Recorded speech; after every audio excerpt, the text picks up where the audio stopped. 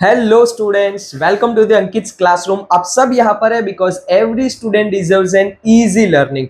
आज हम शुरू करने वाले हैं स्टैंडर्ड नाइन्थ का पहला चैप्टर जिसका नाम है rise of British rule in India. What is British rule, कैसे ब्रिटिशर्स यहाँ पर आए और सबसे बड़ा क्वेश्चन है क्यों आए। जब उनके पास सारा सामान सारी चीजें यूरोपियन कंट्रीज में खुद पहुंच रही थी तो ब्रिटिशर्स को इंडिया आने की जरूरत क्यों पड़ी। सबसे बड़ा क्वेश्चन ये था। ऐसा तो क्या हुआ था इतने सालों पहले जो ब्रिटिशर्स यहाँ पर आए, यहीं पर रह गए और हम पे रूल करके बाद में हमको आजादी के लिए इतना लड़ना पड़ा। ये सारी चीजें यहां से ही शुरू होती है कि क्यों। सबसे बड़ा क्वेश्चन क्यों। तो सबसे पहले बात करते हैं इंडिया की। तो इंडिया एक बहुत ही प्रॉस्परियस कंट्री पहले भी थी, अभी भी है। इंडिया के पास खुद का कल्चरल, इकोनॉमिकल और रिलीजियस स्ट्रॉन्ग पावर था। हमारे यहाँ पर अगर इकोनॉमिकल बात करें तो हमारे यहाँ पे इतना अमीर देश था कि हमको सोने की चिड़िया भी बोला जाता था। हम गोल्ड के अंदर ट्रांजैक्शंस करते थे। उस टाइम पे हमारे यहाँ पर कोई टेंशन नहीं था। सारे रिलीजियस के लोग एक साथ मिलकर रहते थे, सब अपने अपने रिलीजियस को फॉलो भी करते थे। कल्चर की बात करें तो हमारे यहाँ पर सुख शांति समृद्धि और एक स्पिरिचुअल कल्चर हमारे यहाँ पे देखने को मिलता था। अब वर्ल्ड लेवल पर बात करें तो तब और आज दोनों ही टाइम पर इंडिया अपने कल्चर और इकोनॉमिकल पोजीशन के लिए फेमस है। Second, Indian products. सबसे मेन रीजन है इंडियन प्रोडक्ट्स। इंडियन प्रोडक्ट्स जैसे कि spices, muslin, silk cloth, indigo etcetera etcetera, ऐसे बहुत सारे प्रोडक्ट है जो पूरी दुनिया में कहीं नहीं मिलते, सिर्फ इंडिया में मिलते हैं। खाना चाहे इंडियन हो या फिर फॉरेन का हो, कोई भी खाना हो, अगर उसके अंदर मसाले नहीं है तो उसका कभी भी टेस्ट आएगा नहीं। और ये टेस्ट के लिए सबसे ज्यादा रिक्वायरमेंट थी स्पाइसेस की, जो मिलता था केवल इंडिया से। यूरोपियन कंट्रीज हमारे यहाँ से जितने भी गुड्स है, ये सारे जितने भी, इसके अलावा एक्सेट्रा बहुत सारे गुड्स थे, ये सारे गुड्स जो भी थे, ये सारे गुड्स हमारे यहाँ से इंपोर्ट, मतलब कि वो लोग इंपोर्ट करते थे, हम वहां पर एक्सपोर्ट करते थे। अब उस टाइम पर एरोप्लेन, बस, ये सारी चीजें देखने को नहीं मिलती थी। उस टाइम पर जो एक दो चीज चलती थी वो थी एक लैंड रूट यानी कि थ्रू जमीन ट्रांसपोर्ट होता था, दूसरा होता था सी रूट यानी कि समुंदर के थ्रू ट्रांसपोर्ट होता था। इंडिया और इंग्लैंड के बीच में अगर समुंदर की बात करें या लैंड की बात करें, एक कॉमन जगह आती थी, उसका नाम था इस्तांबुल, जो तुर्की में आता है, जिसको उस टाइम पर कॉन्स्टेंटिनोपल भी बोला जाता था। उस जगह पर पर्टिकुलर होके जाना पड़ता है आपको इंडिया से, अगर इंग्लैंड या यूरोपियन कंट्रीज में अगर आपको माल एक्सपोर्ट करना है तो। उसके बाद 1453 में 1453 में कॉन्स्टेंटिनोपल यानी इस्तांबुल में तर्किश मुस्लिम की कुछ प्रॉब्लम की वजह से उन लोगों ने इंडिया टू इंग्लैंड के जितने भी सी रूट और लैंड रूट थे वो हमेशा के लिए बंद कर दिए। यहीं पर सबसे बड़ा मेजर डिजास्टर हुआ। क्यों बंद कर दिए? बिकॉज वहां पर कुछ प्रॉब्लम्स थी, तर्किश मुस्लिम ने अपोज किया था, जिसकी वजह से 1453 में कहीं ना कहीं ये सारे रूट्स बंद हो चुके थे। जिससे सबसे बड़ा सदमा अगर हम बोलना चाहे या सबसे बड़ी प्रॉब्लम जो थी वो यूरोपियन कंट्रीज में हो गई थी। क्यों? क्योंकि वो लोग टोटली डिपेंड थे हमारे स्पाइसेस पे, सिल्क क्लोथ पर, मसलिन के लिए, इंडिगो के लिए और भी अनेक एग्रो प्रोडक्ट्स के लिए, कि उनको इंडिया के प्रोडक्ट्स की जरूरत थी। अब ये प्रोडक्ट्स को सफिशिएंट करने के लिए यूरोपियंस को किसी भी हालत में इंडिया से वो प्रोडक्ट्स मंगाने थे। और बट ऑब्वियस बात है, अगर बिजनेस पर्सपेक्टिव से देखें तो इंडिया को भी वो जो गुड्स जो उन्होंने बनाए थे वो कहीं ना कहीं यूरोपियंस को बेचने भी थे। तो अब सबसे बड़ा ये क्वेश्चन आता है कि अब जब रास्ते हमेशा के लिए बंद हो चुके हैं तो अब हम इन लोगों तक माल पहुंचाए कैसे। यूरोपियंस के लिए सबसे बड़ी प्रॉब्लम थी कि हम लोग माल यानी कि गुड्स हम लोग लाए कैसे। अगर हम चाहे यूरोपियंस की बात करें, इंडियंस की बात करें, तो अब एक ऐसा जियोग्राफिकल फैक्टर दुनिया में आ चुका था कि अब किसी भी हालत में हमें रास्ता ढूंढना था। बहुत ऑब्वियस बात है, अगर एग्जाम्पल के थ्रू समझे तो मेरे घर से मुझे कोई एक पर्टिकुलर, सपोज मेरे को मेरी स्कूल में जाना है, मेरी स्कूल में जाने तक का जो रास्ता है वो कुछ ना कुछ काम की वजह से या रोड रिपेयरिंग की वजह से वो बंद हो गया है। तो इसका मतलब ये तो है नहीं कि मैं स्कूल जाना ही बंद कर दूंगा, नहीं। मेरे को तो स्कूल जाना है बट मेरे को ऑप्शनल रास्ते से जाना पड़ेगा, जो मे बी यहाँ से स्ट्रेट रास्ता है, अब मुझे वो घूम के जाना पड़ेगा, बट मुझे स्कूल पहुंचना पड़ेगा। एक दिन मैं स्कूल नहीं जाऊंगा तो चलेगा, 2 दिन नहीं जाऊंगा तो चलेगा, 3 दिन नहीं जाऊंगा तो चलेगा, बट आफ्टर सम डेज मुझे वो स्कूल को ज्वाइन करना पड़ेगा। वैसे ही एक दिन यूरोपियंस बिना प्रोडक्ट्स के चला सकते हैं, 2 दिन तक चला सकते हैं, 3 दिन, बट जब उनके पास वो बफर स्टॉक खत्म हो जाएगा, बाद में उनको कहीं ना कहीं इंडिया से गुड्स मंगाने पड़ेंगे। और इसी की वजह से एक जियोग्राफिकल बिगिन हुआ, एक जियोग्राफिकल डिस्कवरी होना शुरू हुआ कि अभी हमें इंडिया का रास्ता ढूंढना पड़ेगा। और यही था चैप्टर का इंट्रोडक्शन। आगे हम लोग देखेंगे कि discoveries of sea route to India, कैसे इंडिया की डिस्कवरी, ऐसा तो है नहीं कि एक ही बार में शुरू किया और इंडिया मिल गया, नहीं, उस टाइम पे कोई गूगल मैप्स नहीं थे, कुछ भी इंटरनेट फैसिलिटीज नहीं थी, जो भी करना था वो मैन्युअली कंपास के मदद से या फिर मैन्युअली खुद के दिमाग से सी रूट ढूंढना था। और इसीलिए एक जियोग्राफिकल बिगिंस हुआ। सबसे पहले इंकरेजमेंट की बात करते हैं तो पोर्टुगीज किंग प्रिंस हेनरी, जो पोर्टुगीज के राजा थे, उन्होंने एक इकोनॉमिकल यानी पैसे के रूप में या फिर लोगों को हौसला दिया कि तुम जाओ, मैं तुम्हारे पीछे बैठा हूं, तुम लोग जाके इंडिया का रास्ता ढूंढो, कुछ भी करो बट इंडिया का रास्ता ढूंढो, तुम्हें जितना भी सपोर्ट चाहिए वो सब सपोर्ट मैं दूंगा, ऐसा बोलने वाले थे प्रिंस हेनरी। उनके अंडर में बहुत सारे ब्रेव लोग यानी कि जो बहादुर लोग थे वो चल पड़े इंडिया का रास्ता ढूंढने के लिए, जिसमें से सबसे पहले आते हैं बार्थोलोमेडिस, ठीक है, जिन्होंने क्या किया कि भाई उन्होंने अपना रास्ता ढूंढना शुरू किया। वो एक कैप ऑफ गुड होप नाम की जगह पर आए, ठीक है, और वहीं पर उन्होंने गिव अप कर दिया यानी कि उन्होंने ऐसा बोला कि मैं यही तक ढूंढ सकता हूँ, आगे मैं नहीं ढूंढ सकता हूँ, ठीक है, मेरी क्षमता, मेरा कैपेसिटी इतनी है। तो बार्थोलोमेव डियाज ने कैप ऑफ गुड होप तक अपना सी रूट ढूंढ के दिया। उसके बाद आता है स्पेन के राजा। स्पेन के राजा ने सपोर्ट किया, स्पेन के राजा ने हमेशा लोगों को सपोर्ट किया, कि इंकरेज किया कि आप जाइए, ठीक है, आप कहीं ना कहीं सी रूट ढूंढ सकते हैं। उनके अंडर में निकले क्रिस्टोफर कोलंबस। क्रिस्टोफर कोलंबस एक बहुत ही सेल्फ ऑब्सेस्ड इंसान थे, जैसे कि हम बात करें कैसे, तो क्रिस्टोफर कोलंबस ने 1492 में एक आइलैंड ढूंढा। वो ढूंढने क्या निकले थे, इंडिया, बट वो ढूंढते एक आइलैंड पे पहुंचे। आइलैंड जो था वो अटलांटिक ओशन के अंदर सिचुएटेड था।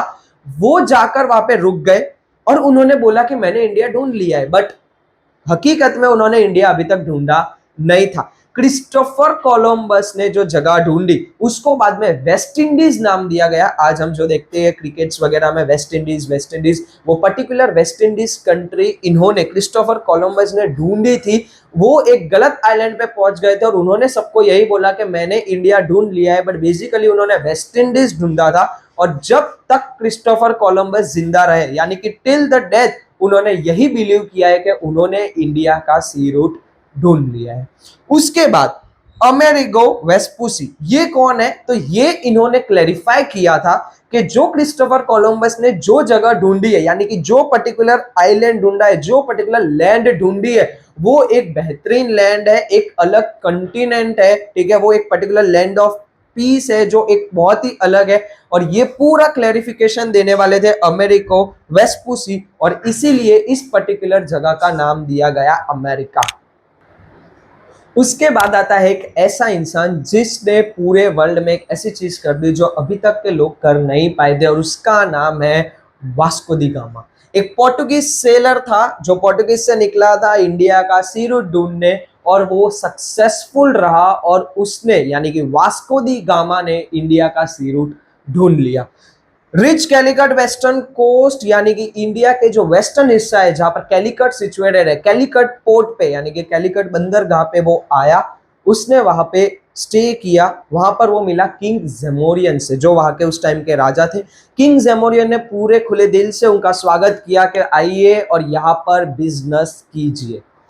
किंग जेमोरियन ने वेलकम किया और वास्को दी गामा को ये परमिशन दी कि आप यहाँ पर आइए और यहाँ पर आकर बिजनेस कैरिड आउट कीजिए, यानी कि बिजनेस कीजिए, आपको जो बेचना है आप बेचिए, या आपको खरीदना है वो खरीदिए। और यही से यूरोपियंस के लिए इंडिया के दरवाजे हमेशा के लिए खुले हो गए। यानी कि अब लोगों को पता चल चुका है, यूरोपियंस कंट्री को पता चल चुका है कि इंडिया पहुंचते कैसे हैं, इंडिया में जाते कैसे हैं, उसका रास्ता क्या है, और उनको सबसे मेन की परमिशन मिल चुकी है कि अब हम वहां पर बिजनेस कर सकते हैं। और इसी के साथ पोर्टुगीज सेलर वास्को दी गामा ने इंडिया का सी रूट डिस्कवर किया। कब किया? 1498 एडी में।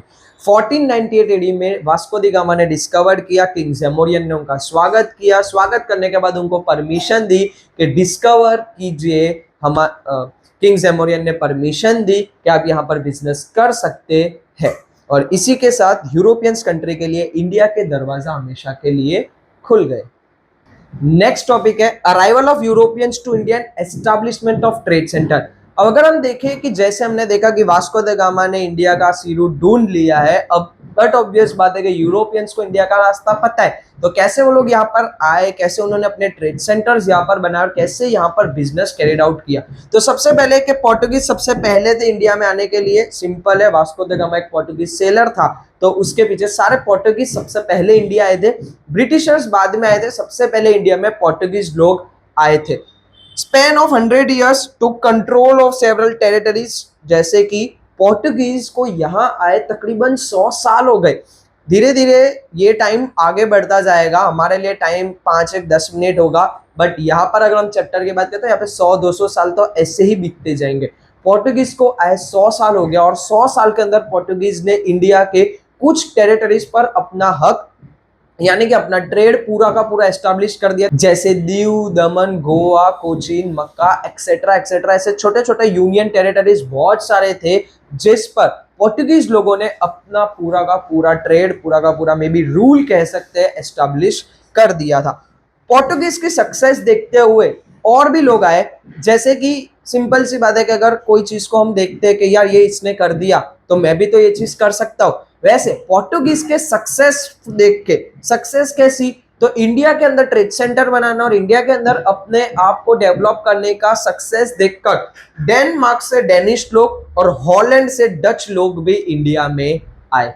ये लोग भी यहाँ पर ट्रेड करने के लिए आए। इन्होंने भी सोचा कि अगर हमको मौका मिल रहा है, बहती गंगा है, तो हम भी हाथ धो ले, ये सोच के ये लोग भी इंडिया में आ गए। पर अब वो लोग आने वाले हैं जिसकी वजह से पूरे के पूरे इंडिया का इकोनॉमिकल कंडीशन डिस्ट्रॉय हो गई, जिसका नाम है कहीं ना कहीं ईस्ट इंडिया कंपनी। दूसरी तरफ अगर बात करें हम लोग इंग्लिश ट्रेडर्स की, तो इंग्लिश ट्रेडर्स ने मिलकर ईस्ट इंडिया कंपनी का एस्टैब्लिशमेंट किया। इन्होंने ईस्ट इंडिया कंपनी बनाई, किस लिए बनाई, तो इंडिया के अंदर ट्रेड करने के लिए उन्होंने ईस्ट इंडिया कंपनी यानी कि EIC का एस्टैब्लिशमेंट किया। इन 1600 क्वीन एलिजाबेथ ने, जो इंग्लैंड के उस टाइम पर क्वीन थी, क्वीन एलिजाबेथ ने EIC यानी ईस्ट इंडिया कंपनी को परमिशन दी कि आप ईस्टर्न कंट्रीज में जाइए, वहां पे ट्रेड कीजिए और कहीं ना कहीं पैसे कमाइए और हमारी कंट्री को डेवलप कीजिए। उसके अंदर मतलब कि क्वीन एलिजाबेथ ने परमिशन देने के बाद सबसे पहली शिप, उस टाइम पे प्लेन्स नहीं होते थे, ship first ship under the leadership of captain William Hawkins.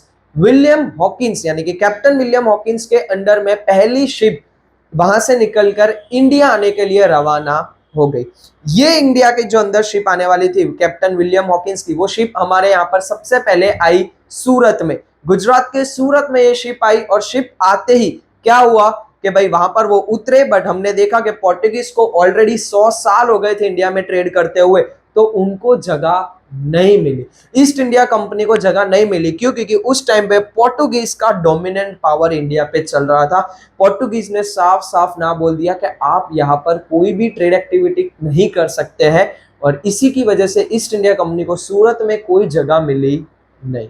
EIC यानी ईस्ट इंडिया कंपनी को सूरत में ट्रेड करने की परमिशन पोर्टुगीज ने नहीं दी, क्योंकि वो लोग पहले से वहां पर 100 साल से काम करते थे। बट ईस्ट इंडिया कंपनी बहुत ज्यादा स्मार्ट है, उन्होंने क्या किया कि वहां के जो करंट एम्पायर चल रहा था, यानी कि उस टाइम पर मुगल एम्पायर चल रहा था, उन्होंने परमिशन ली मुगल एम्पायर के जहांगीर से उन्होंने परमिशन ली कि क्या हम लोग यहाँ पे ट्रेड कर सकते हैं। जहांगीर ने उनको परमिशन दे दी कि हाँ आप यहाँ पे ट्रेड कर सकते हैं। Company establish there trade centre in Surat, Bharuch and Ahmedabad. Company यानी ईस्ट इंडिया कंपनी ने सूरत, भरूच और अहमदाबाद के अंदर अपने ट्रेड सेंटर्स को बना दिया, उन्होंने अपना काम चालू कर दिया। बट एक और चीज थी, इंडिया का मराठा साम्राज्य। इंडिया का मराठा साम्राज्य one of the most strongest साम्राज्य, मोस्ट स्ट्रॉन्गेस्ट एम्पायर के अंदर आता है। उस टाइम पे कहीं ना कहीं ये सारी जगह पर मराठा साम्राज्य रूल करता था, और उनकी स्ट्रॉन्ग प्रेजेंस की होने की वजह से ईस्ट इंडिया कंपनी को यह डर था कि कहीं ना कहीं अगर हम यहाँ पे और एक्टिविटी को एक्सपांड करेंगे तो मराठा साम्राज्य हमको नहीं छोड़ेगा, वो हमको यहाँ पर हटा देगा, वो हमको इंडिया से निकाल देगा। और इसीलिए ईस्ट इंडिया कंपनी ने बहुत ही सही तरीके से उन्होंने अपना पूरा जो साम्राज्य था, उनका ईस्ट इंडिया कंपनी का पूरा एम्पायर जो था वो साउथ और इंडिया के ईस्ट हिस्से में लेके चले गए। साउथ और ईस्ट में जाके उन्होंने ट्रेड सेंटर्स बनाए, आंध्र प्रदेश के मछलीपट्टनम में, चेन्नई के सेंट जॉर्ज में, कोलकाता के फोर्ट विलियम में, और देखते ही देखते 1687 के अंदर उन्होंने मुंबई को अपना हेडक्वार्टर बना दिया था। उसके बाद इंडिया में एंटर होता है फ्रेंच ईस्ट इंडिया कंपनी। मैं आपको पहले ही क्लियर कर दूं, इंडिया में दो ईस्ट इंडिया कंपनी आई थी, एक इंग्लिश ईस्ट इंडिया कंपनी, एक French East India company. English east India company यानी कि ब्रिटिश ईस्ट इंडिया कंपनी, और दूसरी थी फ्रेंच ईस्ट इंडिया कंपनी। कभी भी दोनों के बीच में कंफ्यूज मत होना, British East India company was the dominant power. देखते हैं कैसे। फ्रेंच ईस्ट इंडिया कंपनी 1668 के अंदर इंडिया के अंदर एंटर हुई। उन्होंने अपने ट्रेड सेंटर भी बना दिए थे, माही, कारिकल, पौंडीचेरी, चंद्रनगर, मछलीपट्टनम एक्सेट्रा, ऐसी बहुत सारे जगह पर फ्रेंच ईस्ट इंडिया कंपनी ने अपनी टेरिटरीज यानी कि अपने ट्रेड सेंटर्स बना दिए थे। अब अगर बात करें पूरी दुनिया की, तो पूरी दुनिया में दो ही कंपनी थी, एक ब्रिटिश ईस्ट इंडिया कंपनी और एक फ्रेंच ईस्ट इंडिया कंपनी, जो चाहते थे कि हम पूरी दुनिया को अपने अंदर कर दें, हम पूरी दुनिया पे पावर करें, पूरी दुनिया में ट्रेड करें, पूरी दुनिया में हम लोग अपना एक एस्टैब्लिश्ड पावर कर दे। अब ये चीज आपको भी पता है, मुझे भी पता है कि कभी भी एक जगह पे एक साथ दो तलवार नहीं रह सकती है। दोनों का इंडिया पे पावर में रूल करना बहुत ही ज्यादा मुश्किल है। 18th century English and French busy to expand their power to the world. 18th century में दोनों ही कंपनीज ब्रिटिश और फ्रेंच अपने अपने पावर पूरी दुनिया में फैलाना शुरू कर दिया था। वो चाहते थे कि हम पूरी दुनिया पे कंट्रोल करें, ट्रेड मार्केट को अपने अंदर रखें, ये सारी चीजों में वो लोग बिजी थे। एंड कंक्वायरिंग मोर टेरिटरीज, और वो चाहते थे कि कैसे हम ज्यादा से ज्यादा अलग अलग जगह, अलग अलग टेरिटरीज को अपने अंडर में रखें, अपने अंडर में हम लोग उनको रूल में रखें। Between 1746 and 1763 three Karnataka war between French East India Company और ब्रिटिश ईस्ट इंडिया कंपनी। मैंने आप लोगों को पहले भी कहा कि ब्रिटिश ईस्ट इंडिया कंपनी और फ्रेंच ईस्ट इंडिया कंपनी एक ही जगह पे दो तलवार कभी नहीं रह सकती है। इसीलिए 1746 और 1763 इतने सालों के बीच में तकरीबन 3 वॉर्स हुए थे कर्नाटका के अंदर। किसके बीच में हुए थे? तो फ्रेंच ईस्ट इंडिया कंपनी और ब्रिटिश ईस्ट इंडिया कंपनी के बीच में हुए थे, और हर बार British East India Company won, और हर बार ब्रिटिश ईस्ट इंडिया कंपनी जीती है, फ्रेंच ईस्ट इंडिया कंपनी हारी है। और जीतने के बाद बट ऑब्वियस बात है, बहुत ज्यादा अच्छे से है कि ब्रिटिश ईस्ट इंडिया कंपनी के लिए बहुत इजी अपना पावर अब हर जगह पे फैलाने के लिए, क्यों? क्योंकि उन्होंने फ्रेंच ईस्ट इंडिया कंपनी को हरा दिया है। हारने के बाद कहीं ना कहीं जो सबसे पहले आए थे पोर्टुगीज, उन लोगों को यह डर हो चुका था कि अभी दो सबसे बड़े शेर इंडिया में आ चुके हैं और उनके सामने हम कहीं ना कहीं फीके पड़ेंगे, हम कहीं ना कहीं अपना रूल को इतने अच्छे से नहीं चला पाएंगे। इसीलिए पोर्टुगीज ने दीव, दमन, गोवा ये सारी जगह पे अपने ही रूल्स को सीमित रखा और बाकी सारी जगह पे अपने पावर्स खींच लिए। उन्होंने धीरे धीरे वो लोग यहाँ से जाने लगे। उसके साथ हमने देखा था डेनिश और डच लोग भी आए थे। तो जो डच लोग थे वो हमेशा के लिए इंडिया छोड़ के चले गए। क्यों? क्योंकि उनको पता चल चुका था कि यहाँ पर इतने बड़े प्लेयर्स अब आ चुके हैं कि यहाँ पर वॉर्स जैसी सिचुएशन हो रही है, दो कंपनीज के बीच में वॉर हो रही है, उनके बीच में हमारा सर्वाइव करना कहीं ना कहीं मुश्किल है। और सबसे मेन आता है फ्रेंच ईस्ट इंडिया कंपनी। तो वो लोग हार चुके थे, बट उन्होंने अपने माही, कारिकल, पौंडीचेरी, मछलीपट्टनम जैसे ट्रेड सेंटर्स को चालू रखा। हाँ, उन्होंने इंडिया में दूसरी जगह पर अपना एक्सपांशन रोक दिया, बट उन्होंने कहीं ना कहीं अपने ट्रेड सेंटर्स के अंदर काम चालू रखा। और इसी तरह से ब्रिटिश ईस्ट इंडिया कंपनी ने अपना सुप्रीम पावर बनाना चालू कर दिया था। धीरे धीरे धीरे ये दीमक आपको पता ही होगा, घर पे लगती है, दीमक की तरह धीमे धीमे धीमे ये पूरे इंडिया के नस में जा रहे थे और धीरे धीरे पूरे इंडिया को इकोनॉमिकली और कल्चरली तोड़ने वाले थे। आगे इस चैप्टर में क्या हुआ, नेक्स्ट बैटल ऑफ प्लेसी हुआ, बैटल ऑफ बक्सर हुआ, कैसे ब्रिटिश ईस्ट इंडिया कंपनी ने अपने रूल को और एक्सपांड किया, ये सारी चीज हम लोग नेक्स्ट वीडियो में देखेंगे। तब तक लाइक कीजिए, शेयर कीजिए, सब्सक्राइब कीजिए और बने रहिए अंकित्स क्लासरूम के साथ। Thank you very much.